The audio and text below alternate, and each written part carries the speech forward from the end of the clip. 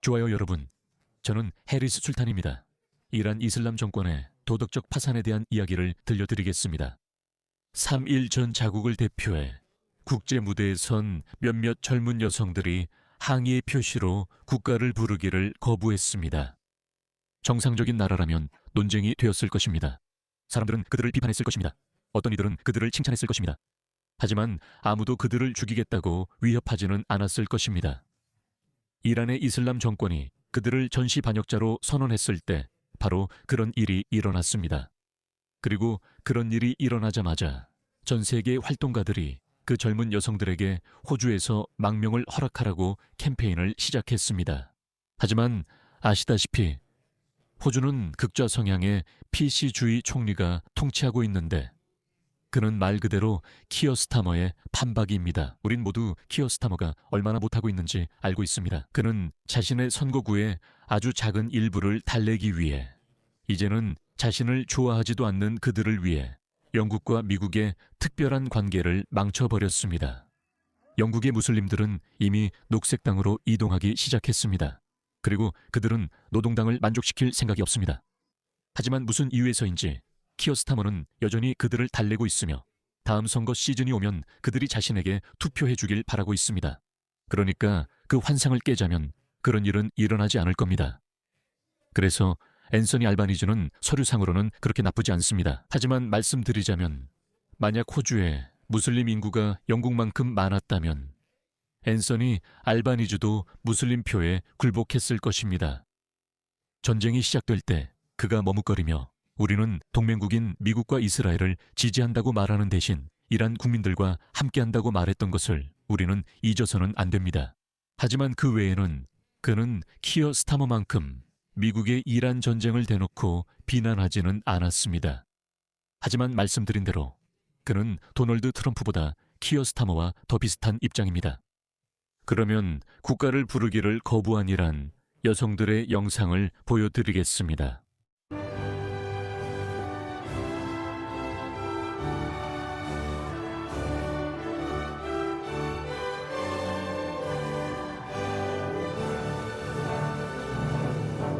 그래서 그런 일이 일어나자마자 사람들은 이란 여자 축구팀 선수들이 도움을 요청하는 신호를 보내고 있다는 것을 알아챘습니다. 이것을 한번 보시죠. 호주에 있는 이란인들은 여자 축구팀 버스를 막으려고 했고 선수들의 호주 망명을 허용해달라고 요구해 왔습니다. 이것을 보시죠. 일부는 지금 도움을 요청한다고 말합니다. 어떻게 해석했는진 모르겠지만 사실인 것 같습니다. 이것을 한번 보세요. 자, 여기 있습니다. 저게 무슨 뜻일까요? 네, 저건 도움을 요청하는 제스처입니다. 우리를 도와주세요. 저게 바로 도움을 요청하는 제스처입니다. 그 일이 금요일에 일어났습니다. 바로 그 후에 우리 외교부 장관 페니 원기호주가 이 여성들을 돕기 위해 무엇을 하고 있는지에 대해 질문을 받았습니다. 한번 들어보시죠. 장관님께 여쭙고 싶은데요. 아시안컵을 위해 호주에 와 있는 이란 여자 축구 대표팀에 대해 질문드리고 싶습니다. 이들은 이번 주 초에 국가 재창을 거부한 후 이란 국영 TV에서 전시 반역자로 낙인 찍혔습니다. 네, 그들은 오늘 밤 호주에서 마지막 경기를 했습니다. 그들이 집에 돌아가도 안전할까요? 이란 여자팀에 대해 말하고 싶은데 그들이 호주에 있는 모습을 호주인들이 보는 것은 정말 감동적이었습니다. 그리고 마틸다 선수가 그들과 유니폼을 교환한 것은 제 생각에 정말 감동적인 순간이었어요. 그것은 연대감을 보여주었고 스포츠가 어떻게 우리를 하나로 모을 수 있는지를 보여줬어요. 우리는 이 정권이 자기 국민들을 잔인하게 살해해왔다는 것을 알고 있어요. 이 정권이 많은 이란 여성들을 잔인하게 탄압해온 것도 알고 있어요. 그리고 우리는 이란의 남성과 여성들, 특히 이란의 여성들과 소녀들과 연대하고 있습니다. 저는 이란 여자 대표팀에 대한 논평은 하고 싶지 않아요. 분명히 이 정권은 자국민을 잔인하게 탄압해온 것으로 우리가 알고 있습니다. 그 선수들이나 가족을 위험에 빠뜨리고 싶지 않다는 점은 이해합니다. 그런데 정부가 감시자 없이 선수들과 직접 연락한 적이 있나요? 그 부분에 대해서는 말씀드릴 수 없습니다, 데이비드. 분명히 이런 문제들은 궁극적으로 제가 결정하는 사안이 아닙니다. 그러니까 저는 이해할 수 있습니다. 단순히 비난하려고 그러는 건 아닙니다. 저도 그 여성들이 호주 망명을 원하는지는 그들 스스로 결정할 일임을 이해합니다. 이슬람 정권으로부터 큰 위협을 받을 수 있음을 알기 때문입니다. 돌아오지 않으면 내 가족들에게 해를 가하겠다. 정말 끔찍한 도덕적 딜레마입니다. 나는 내가 뭘 할지 모르겠어. 네가 가면 고문당하고 죽게 될 거야. 만약 네가 남아서 사랑하는 사람들의 목숨을 걸고 도박을 한다면 정권이 생존을 위해 고군분투하고 있다는 걸 알면서도 그들은 훨씬 더 잔인하게 탄압할 거야. 그래서 알 수가 없는 겁니다. 정말 끔찍한 상황이죠. 아무도 그런 일을 겪지 않기를 정말 바랍니다. 그래서 그 후에 우리 활동가 중 한 명인 드루 파블로프가 이런 트윗을 올렸어. 내가 그걸 읽어줄게. 이 트윗을 읽어줄게. 중요한 내용이고 누군가 주목했기 때문이야.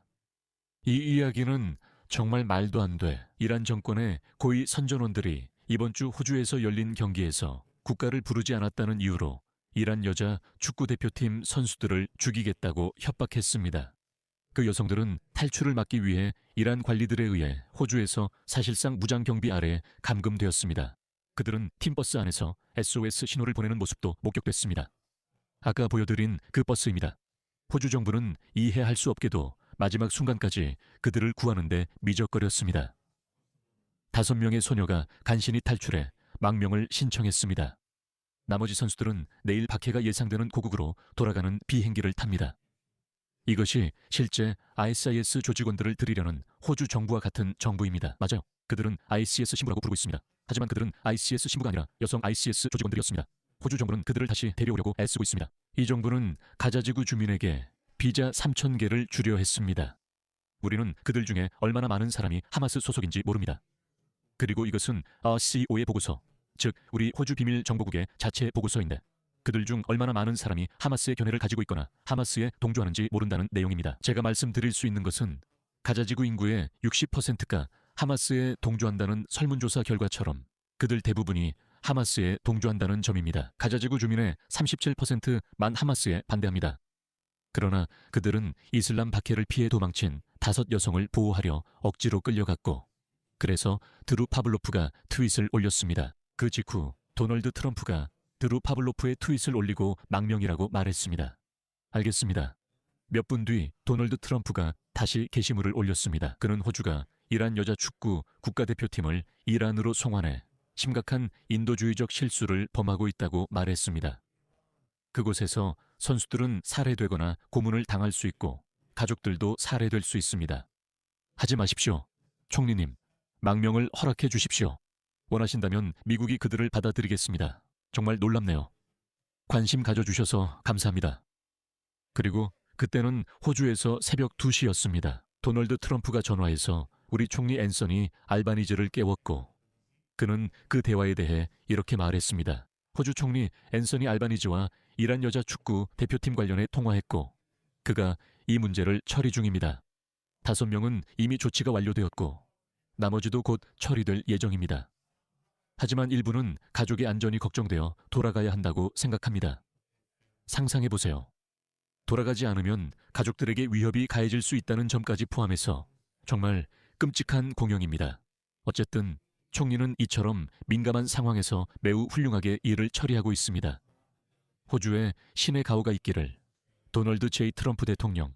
좋은 점은 그는 키어 스타머처럼 트럼프 대통령에게 질책을 받지 않았다는 것입니다. 그건 별도의 영상으로 다룰 만한 일입니다. 제가 약 일주일 전에 이 두 광대, 앤서니 알바니즈와 키어 스타머가 미국과 수십 년간 이어온 동맹을 어떻게 망치고 있는지에 대한 영상을 만들었습니다. 미국은 계속해서 우리의 전략적 동맹국으로 남을 것입니다. 중국이 우리의 최대 교역 상대국이라는 것도 알고 있습니다. 중국은 우리의 최대 수출 시장입니다. 하지만 우리의 전략적 동맹국은 미국입니다. 저는 항상 서방 파트너들과의 동맹을 지지할 것입니다. 그리고 그것은 절대적으로 중요합니다. 하지만 그가 도널드 트럼프 대통령의 분노와 노여움을 피할 수 있었던 이유는 매우 간단합니다. 제 마음속에는 의심의 여지가 없습니다. 만약 우리가 더 많은 무슬림 인구를 가지고 있었다면 앤서니 앨버니즈도 키어 스타머와 똑같이 비겁한 조치를 취했을 것입니다. 이것이 의미하는 바가 있습니다. 나라에 무슬림 인구가 많을수록 외교 정책에 대한 통제력이 줄어듭니다. 키어 스타머는 미국과의 특별한 관계를 파괴할 뿐만 아니라 한때 위대했던 영국이라는 나라를 우스꽝스럽게 만들고 있습니다.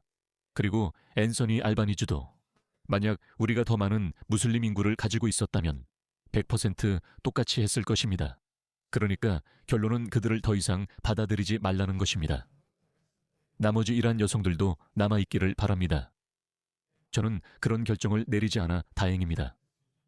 만약 가족에게 일이 생기면 이 여성들은 자신을 어떻게 용서할 수 있을까요?